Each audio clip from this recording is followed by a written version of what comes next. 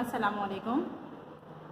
Class چاروں اسلامیت میں آج آپ لوگ باب دوم جو آپ کا کنٹینیو ہے اس میں آج آپ ایمانیات و عبادات کا سبق پڑھیں گے، ارکان اسلام۔ اچھا، مجھے پہلے تو آپ لوگ یہ بتائیں کہ آپ لوگوں کو معلوم ہے ارکان اسلام کیا ہوتے ہیں؟ معلوم ہے نا؟ ٹھیک ہے، کیونکہ آپ لوگوں نے یہ دوسری کلاس میں تیسری کلاس میں بھی پڑھے ہوں گے۔ دیکھیں، ارکان اسلام جو ہوتے ہیں یہ وہ بنیادی ستون ہیں جن پر ہمارا اسلام کھڑا ہوا ہے، ٹھیک ہے نا؟ تو وہ کون کون سے ہیں؟ سب سے پہلے تو ہم کلمہ طیبہ پڑھتے ہیں، آپ کو معلوم ہے نا، لا الہ الا اللہ محمد رسول اللہ، جس میں ہم اللہ تعالیٰ کے ایک ہونے کی گواہی دیتے ہیں اور رسول صلی اللہ علیہ وسلم کے اللہ کا ہم ان کو رسول مانتے ہیں اور آخری پیغمبر مانتے ہیں، ٹھیک ہے نا؟ اس بات کی ہم گواہی دیتے ہیں، تو یہ توحید ہے، ٹھیک ہے؟ جو ہم کلمہ پڑھ کر ہم اس بات کی گواہی دیتے ہیں، مطلب توحید کی بھی دیتے ہیں اس میں گواہی اور رسالت کی بھی۔ اس کے بعد پھر نماز آپ کو معلوم ہے نا بیٹا، اسلام میں نماز کی بہت زیادہ اہمیت ہے اور یہ دوسرا ارکان ہے، اسلام کا دوسرا ارکان ہے نماز، ٹھیک ہے بیٹا؟ اور نماز کے بارے میں آپ کو یہ بھی معلوم ہوگا کہ تمام مذاہب سے اور اسلام میں جو سب سے مین فرق ہے وہ نماز کا ہی ہے، سب سے اہم فرق نماز کا ہی ہے، کیونکہ دوسرے مذاہب کے لوگ بھی اللہ کو مانتے ہیں، جیسے آپ نے عیسائی ہیں، یہودی ہیں، وہ بھی اللہ کو مانتے ہیں، لیکن اللہ کو ایک ماننا اور پھر نماز ادا کرنا یہ صرف ہمارے اسلام کا فخر ہے۔ اس کے بعد پھر روزہ، نمبر 3 جو ہے وہ روزہ، آپ کو معلوم ہے رمضان میں روزے مسلمانوں پر فرض ہیں، ٹھیک ہے؟ رکھتے ہیں نا آپ لوگ بھی بیٹا روزے، ٹھیک ہے؟ تو یہ تیسرا رکن ہے اسلام کا، روزہ۔ اس کے بعد پھر زکوٰۃ جو ہے وہ ہر صاحب حیثیت پر فرض ہے، ٹھیک ہے؟ اور اس طرح اسلام میں دیکھیں ایک طریقے سے یہ سلسلہ چل رہا ہے کہ جو غریب لوگ ہوتے ہیں، ٹھیک ہے، جو اپنے پورے سال میں مطلب بہت ساری ان کی ضرورتیں ہوتی ہیں جو وہ پوری نہیں ہو سکتے، تو مسلمان جو ہیں، جو صاحب حیثیت مسلمان ہیں، وہ اپنے مال پر ایک سال پورا ہونے پر 2.5% زکوٰۃ ادا کرتے ہیں، ٹھیک ہے نا؟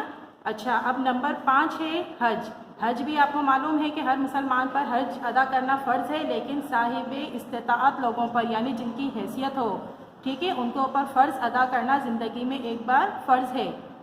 اور حج جو ہے وہ سعودیہ میں خانہ کعبہ، اس کے بہت سارے ارکان ہیں جو پورا کرنے سے مطلب خانہ کعبہ کا طواف ہے، اس میں پھر اور بہت سارے ارکان اس میں شامل ہیں، تو وہ سب چیزیں ملا کر وہ ایک حج پورا ہوتا ہے، ٹھیک ہے؟ اس میں قربانی دی ہے، ٹھیک ہے؟ اچھا دیکھیں، اب جب آپ یہ صفحہ نمبر 14 دیکھیں گے تو اب یہ جیسے میں نے آپ کو کچھ پوائنٹس اس کے سمجھائے ہیں، اب میں اس کی ریڈنگ کرتی ہوں، آپ اس کو غور سے سنیے گا۔ صفحہ نمبر 14 دیکھیں، یہاں سے ہم پہلے اسٹارٹ کرتے ہیں۔ ارکان رکن کی جمع ہیں جس کے لفظی معنی ستون کے ہیں۔ ارکان اسلام سے مراد وہ بنیادی اصول ہیں جن پر دین اسلام قائم ہے۔ حضرت محمد صلی اللہ علیہ وآلہ وسلم نے ارکان اسلام کے بارے میں ارشاد فرمایا ہے، اسلام کی بنیاد 5 باتوں پر رکھی گئی ہے: گواہی دینا کہ اللہ کے سوا کوئی عبادت کے لائق نہیں، اور یہ کہ محمد صلی اللہ علیہ وآلہ وسلم اللہ کے بندے اور رسول ہیں، نماز قائم کرنا، زکوٰۃ ادا کرنا، حج کرنا اور رمضان کے روزے رکھنا۔ ارکان اسلام کی تعداد 5 ہے۔ ارکان اسلام درج ذیل ہیں: نمبر 1 توحید و رسالت کی گواہی، نمبر 2 نماز، نمبر 3 روزہ، نمبر 4 زکوٰۃ، نمبر 5 حج۔ اچھا، اب اس کا دیکھیں، میں سب سے پہلا جو اس میں ہیڈنگ ہے وہ آپ کو سمجھاتی ہوں، جو سب سے پہلا رکن ہے جو میں نے آپ کو سمجھایا بھی، اب میں اس میں سے ہم پڑھتے ہیں کتاب میں سے۔ توحید و رسالت کی گواہی۔ توحید و رسالت کی گواہی کلمہ طیبہ اسلام کا پہلا رکن ہے۔ اس سے مراد دل کی گہرائیوں سے اللہ تعالیٰ کی توحید کا اقرار کرنا اور اس بات کی گواہی دینا شامل ہے کہ حضرت محمد صلی اللہ علیہ وآلہ وسلم اللہ تعالیٰ کے بندے اور آخری رسول صلی اللہ علیہ وآلہ وسلم ہیں۔ توحید و رسالت کی گواہی دیے بغیر کوئی شخص دائرہ اسلام میں داخل نہیں ہو سکتا۔ نمبر 2 نماز۔ اسلام کا دوسرا رکن نماز ہے۔ ایمان لانے کے بعد نماز پڑھنا لازمی ہے۔ مسلمانوں پر ایک دن میں 5 نمازیں فرض ہیں۔ قرآن مجید میں اللہ تعالیٰ کا ارشاد پاک ہے، ترجمہ اور نماز قائم کرو۔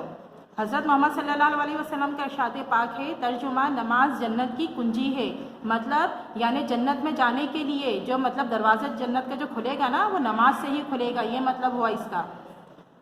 نماز کی اہمیت کا اندازہ اس بات سے لگایا جا سکتا ہے کہ قیامت کے دن سب سے پہلا سوال نماز کے بارے میں کیا جائے گا۔ نماز دینی تربیت کا ایک حصہ ہے۔ نماز برائیوں سے روکتی ہے۔ نماز اللہ تعالیٰ کی معبودیت کا اقرار ہے۔ یہ ایمان کی نشانی ہے۔ حضرت محمد صلی اللہ علیہ وسلم نے نماز کو اپنی آنکھوں کی ٹھنڈک قرار دیا ہے۔ نماز سے دل میں اللہ تعالیٰ کی بندگی کا احساس جاگتا ہے۔ اچھا جی بچوں، یہ آپ لوگوں کو میں نے سبق سمجھایا بھی اور اس کی ہم نے ریڈنگ بھی کری، ٹھیک ہے نا۔ ہم نے ابھی یہ صفحہ نمبر 14 جس میں ہم نے یہ 2 ارکان ہم نے پڑھے ہیں، ایک کون سا توحید و رسالت کی گواہی مطلب کلمہ طیبہ، اور دوسرا نماز کے بارے میں پڑھا جس میں آپ نے ایک حدیث بھی پڑھی اور قرآن پاک کی ایک آیت کا ترجمہ بھی پڑھا، ٹھیک ہے۔ اچھا اب بیٹا آپ کو اس کے بارے میں جو کچھ سمجھایا گیا ہے یہ آپ لیکچر بھی سنیے گا، کتاب سے آپ لوگ یہ پڑھیے گا بھی اور اس کی مطلب اچھے طریقے سے یہ پڑھیے گا، اور جو آپ کو ٹاسک دیا جائے نا سوال کی صورت میں ہو یا خالی جگہ کی صورت میں اسے آپ لازمی مکمل کیجیے گا، ٹھیک ہے بیٹا۔ اس کے بعد پھر ہم جو باقی کے ارکان ہیں 3 وہ ہم آپ کو نیکسٹ لیکچر میں سمجھائیں گے، ٹھیک ہے بیٹا۔ جب تک کے لیے اللہ حافظ۔